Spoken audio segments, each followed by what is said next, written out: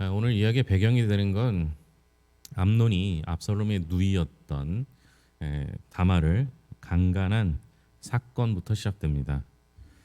어, 그때로부터 이제 2년이 지났다 이렇게 이야기를 하죠. 잔치를 준비하고 다윗을 찾아가 암논의 합석을 이끌어낸 후에 참석을 이끌어낸 후에 부하들을 시켜 암논을 살해하게 합니다. 이 일로 압살롬은 왕궁을 떠나 도망자로 살아가고 다윗은 하루아침에 아들 둘을 품에서 떠나보내는 슬픔을 겪게 됩니다. 압살롬의 복수는 아무것도 제자리로 돌려놓지 못한 채 더 큰 비극의 발단이 된 것이죠. 압살롬은 자기 누이를 강간한 암논을 살해합니다. 양털 깎는 잔치를 앞두고 압살롬은 다윗에게 무엇을 부탁합니까? 24절입니다. 24절 같이 읽겠습니다. 압살롬이 왕께 나아가 말하되 이제 종에게 양털 깎는 일이 있사오니 청하건대 왕은 신하들을 데리시고 당신의 종과 함께 가사이다 하니.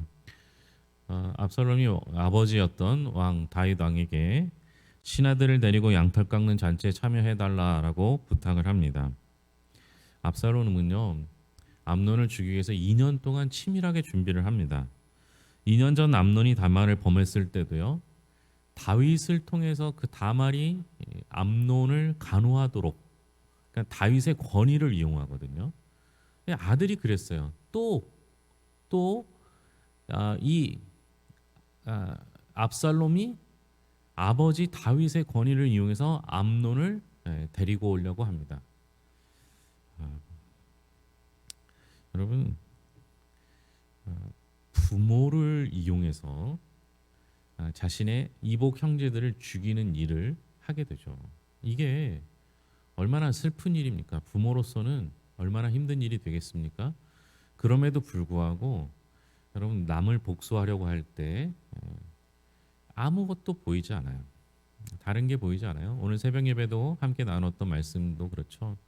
여러분 무언가 하려고 할 때 다윗이 우리아를 죽이려고 할 때 아무것도 생각나지도 아무것도 보이지도 않았습니다. 마찬가지죠. 암논도 그랬고 압살롬도 그러했습니다. 다윗이 자녀들이 평안한 그 복을 누리지 못하게 되죠. 물론 이후에 양털 깎는 자리에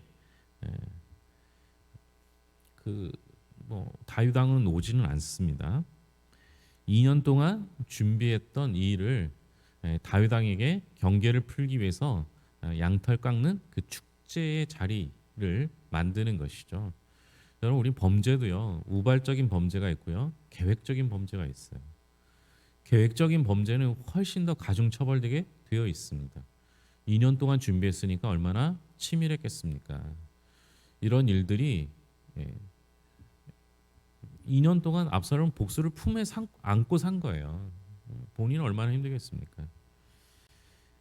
다윗이 사양합니다.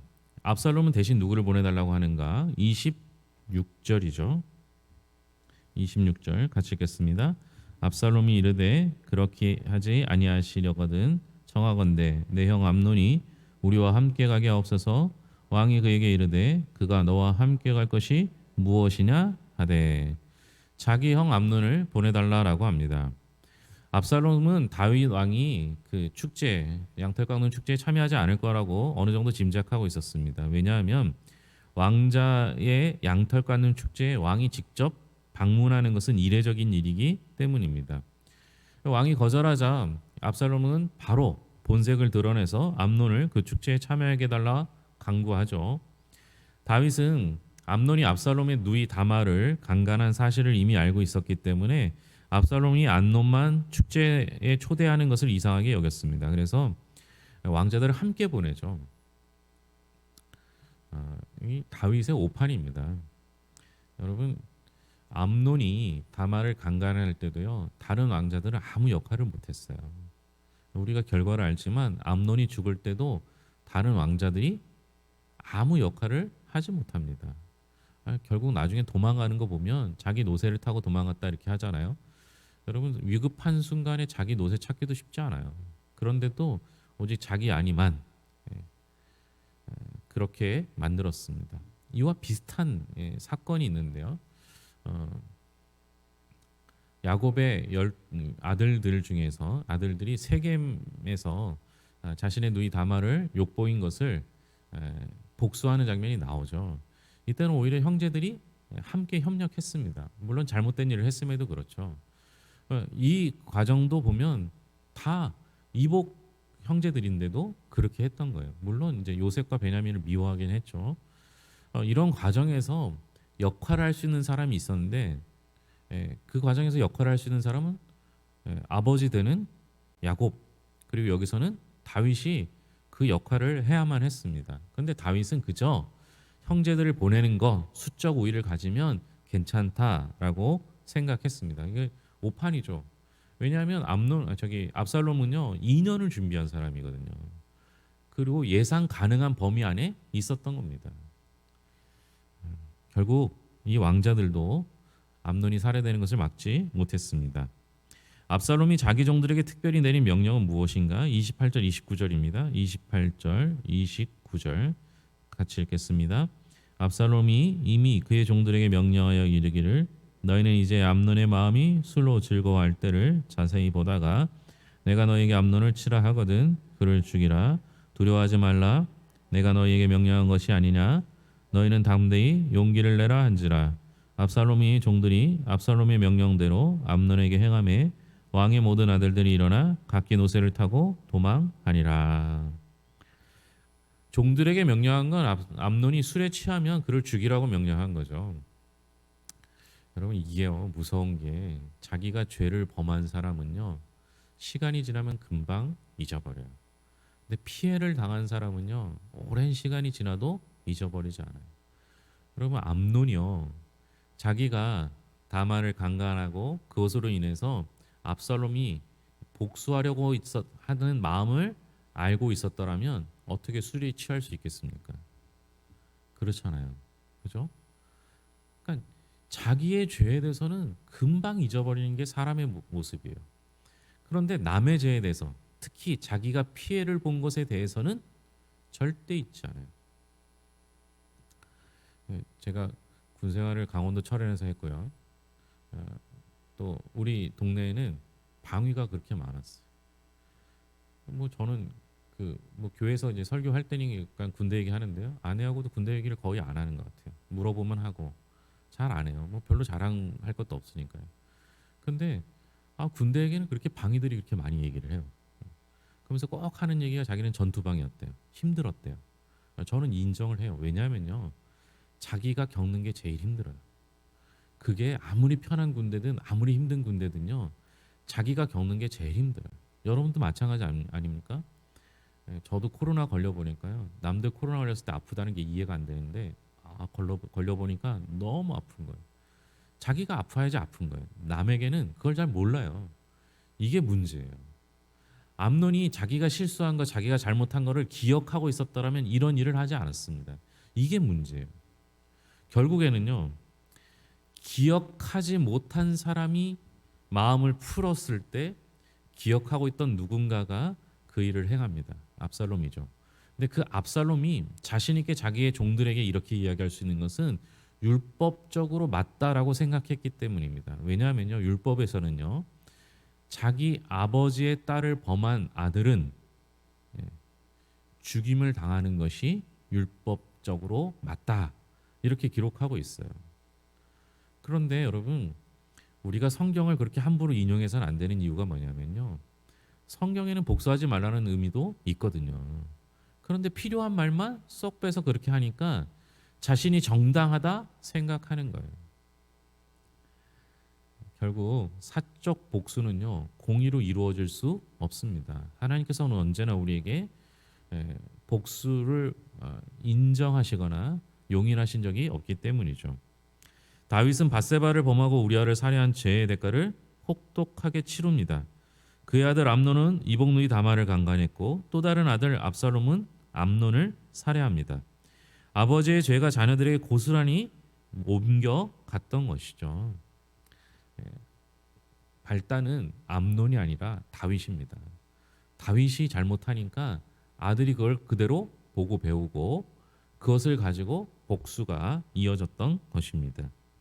사적인 보복은요 자신의 주변 사람을 망가뜨릴 뿐만 아니라 공의와 정의도 세우지 못합니다. 압살롬은 암논을 죽여 자신의 누이 다말의 억울한 마음을 풀어주려 했지만 자신은 도망자가 되었고 아버지와 갈등은 더욱 깊어지게 됩니다.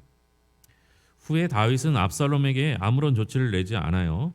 요나답은 왕자들이 모두 죽은 줄 아는 다윗을 무슨 말로 위로하는가? 32절 33절입니다. 32절 33절 같이 읽겠습니다.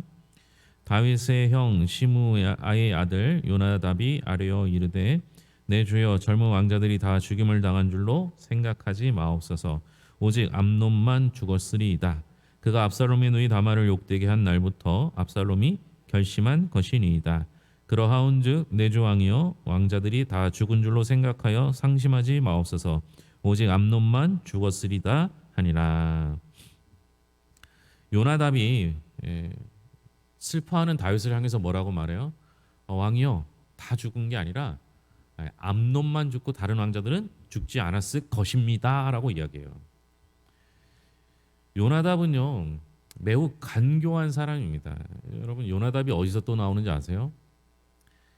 암논이 자기 누이 다말을 흠모할 때 그를 욕보일 기회를 욕보일 방법을 알려주었던 사람이 요나답이에요. 요나답이 간교한 말로 암논의 죄를 하는 일을 도와주고요. 그리고 지금 상황에서는 그러니까 이제 압살롬이 암논을 죽이려고 계획하고 있었던 것을 아는 듯한 말을 하고 있죠. 그러면 그것을 막기 위해서 사전에 얘기해 주어야 하는데 후에 이야기합니다. 암논에게 계획을 알려주고 압살롬의 계획을 사전에 알려주지 않아서 이런 화를 당하게 하는 게 요나답이에요. 그리고 지금 와서는 다윗을 위로하고 있습니다. 지혜로운 척, 위로하는 사람인 척, 괜찮은 척 하는 거죠. 여러분 언제나 문제가 일으키는 데는요 꼭 악한 사람이 끼게 되어 있습니다. 지혜로운 척하고 암논을 위하는 척하고 다윗을 위하는 척하는 그 사람이 오히려 경계해야 될 사람인 거죠. 여러분 대통령이든 왕이든요 옛날이든 지금이든 똑같아요. 주변에 좋은 말만 하는 사람 그 사람만 가까이 두면 안 되는 거예요. 그런 사람을 우리 역사 속에서 대대로 뭐라고 말해요? 간신이에요, 간신. 제가 이제 임직자를 세우면서 전화를 드리고 있어요. 물론 이제 제가 우리 그 출석 기준에 합한 분들에게 연락을 드렸는데 한 절반 정도가 수락을 했어요. 거절하시는 게 저도 힘들고 거절 당하는 것도 힘들고 거절하시는 분도 힘든데 참 너무 고맙게 이야기하시는 것을 많이 들어요. 근데 만약 저희가 그 대상자를 세웠다고 해서 100%가 다 된다. 그것도 문제인 거예요. 우리 교회 성도님들이 저를 위하는 마음을 다 갖고 있는 걸 제가 이번에도 많이 느끼는데요. 여러분 그렇다고 해서 다 제 뜻대로 되는 것도 문제예요. 우리 교회는 관심만 있는 거죠. 하고 싶은 얘기를 또 때로는 직언을 할 수 있는 분들이 제 주변에 있어야 하는 거죠. 여러분 듣기 좋은 말을 하는 사람이 다 좋은 것은 아니라라는 것을 기억해야 합니다. 압살롬이 암논을 살해한 사건 후 3년 동안 다윗이 한 일이 뭐냐 이렇게 묻고 있어요. 37절부터 39절인데요. 37절부터 39절입니다. 압살롬은 도망하여 그수랑 암미올의 아들 달메에게로 갔고 다윗은 날마다 그의 아들로 말미암아 슬퍼하니라. 압살롬이 도망하여 그술로 가서 거기에 산지 3년이라. 다윗 왕의 마음이 압살롬을 향하여 간절하니 암논은 이미 죽었으므로 왕이 위로를 받았음이더라. 여러분 다윗이 했던 일은 뭐냐? 죽은 아들 때문에 슬퍼했고 도망간 압살롬을 그리워했습니다. 이게 아버지의 마음이긴 하지만 그러나 아버지의 사랑의 마음 이전에 해야 할 일이 하나 있어요. 그게 뭐겠어요? 잘못한 것을 잘못했다 말해야 하는 거고요. 그리고 용서해 줄 수 있어야 합니다. 그런데 여기 보면 용서의 이야기가 없어요. 용서를 하기 위해서는 잘못한 것을 이야기해야 합니다. 사과도 마찬가지죠. 자기가 잘못했다는 걸 알아야 사과할 수 있는 거예요. 용서는 잘못한 것을 지적한 후에야 용서할 수 있는 거예요. 다윗이 암논이 잘못했을 때도 아무런 조치를 취하지 않았고, 압살롬이 잘못을 했을 때도 아무런 조치를 취하지 않았습니다. 그게 자녀들을 위한 길이라고 생각했던 것이죠. 성경에서는 매를 두려워하지 말라고 했어요. 특별히 자녀들에게 매를 대는 것, 그것이 잘못된 것이 아니라라고 이야기를 합니다. 아이들이 잘못했을 때는, 자녀들이 잘못했을 때는 분명하게 지적해야 하는 거죠. 단순히 그게 때리라는 의미가 아니라 잘못을 가르쳐야 한다라는 겁니다. 잘못된 것을 알려줘야 하는 것이죠. 그래야 용서할 수 있어요. 그래야 품어줄 수 있어요. 그렇지 않고는 어떻게 용서할 수가 있어요? 잘못한 게 아닌데 용서라는 개념 자체가 안 맞잖아요. 결국에는요, 가정 전체가 풍지박산 나는 일이 생기게 됩니다. 우리가 후에 보지만 나중에 압살롬이 반역하여 다윗이 쫓겨가게 됩니다. 그리고 그 압살롬이 나중에 무슨 일을 합니까? 백주 대낮에 왕궁 꼭대기에 올라가서 거기서 아버지의 후궁들을 범하는 죄를 하게 됩니다. 이러면서 아버지와 아들과 또 아버지의 아내들과의 관계가 완전히 쑥대밭이 된 거죠. 여러분, 잘못한 걸 잘못했다고 얘기하는 걸 두려워하지 마셔야 합니다. 그리고 나서 반드시 용서의 관계로 나아가야 합니다. 그렇지 않으면요, 가족이 회복될 길이 없어요. 다윗이 자신의 죄를 범했을 때 하나님께 용서받았을지 모르지만 그 후에 자신의 죄를 뉘우치고 회개하는 과정이 필요했고, 후에 암논이 잘못했을 때 암논에게 적절한 벌을 내리고 용서의 과정, 화해의 과정을 거쳤어야 했습니다. 압살롬이 잘못해서 도망갔을 때 어거지로 나중에 이제 그 요압의 꾀에 의해서 압살롬이 다시 되돌아오잖아요. 그런 식으로 못 이기는 척 받아들이는 것이 아니라 압살롬에게, 그리고 받아들이고 나서 후에 또 잘못하잖아요. 거리를 또 두잖아요. 그러지 말고 혼낼 건 혼내고 또 용서할 건 용서하면서 회복의 과정을 거쳐야 합니다. 이 과정이 없으니까 나중에 결국에는 압살롬이 반역을 이루고 나중에 그 아들마저 잃게 됐습니다.